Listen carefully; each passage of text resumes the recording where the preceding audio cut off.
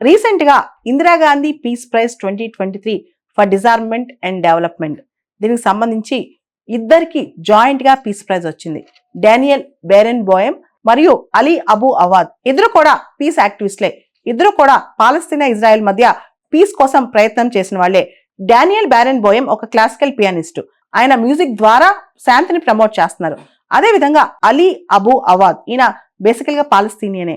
ఈయన piece activist అనమాట. తన సొంత బ్రదర్ ని కూడా ఇజ్రాయెల్ సోల్జర్స్ చంపేస్తారు.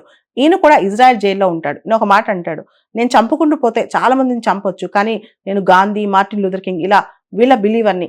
ఈ సైకిల్ ఎక్కడైనా కట్ చేయాలి, హేటెడ్ అనేది తగ్గించాలి అని చెప్పి ఇలా ఈ ఇద్దరు కూడా ఒకళ్ళు మ్యూజిక్ ద్వారా, ఇంకొకళ్ళు పీస్ యాక్టివిజం ద్వారా పోరాడుతున్నారు శాంతి కోసం. అందుకే ఇద్దరికి కూడా ఇందిరాగాంధీ పీస్ ప్రైజ్ ఇచ్చారనమాట. ఇందిరాగాంధీ మెమోరియల్ ట్రస్ట్ వాళ్ళు యాన్యువల్ గా ప్రతి సంవత్సరం ఇందిరాగాంధీ పీస్ ప్రైజ్ ఇస్తారు.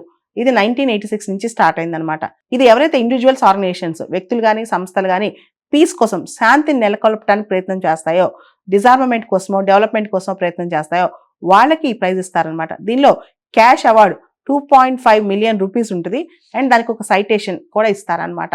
సో ఇందిరాగాంధీ పీస్ ప్రైజ్ అంటే చాలా ఇంపార్టెంట్ ప్రైజ్ ఇన్ ఇండియా.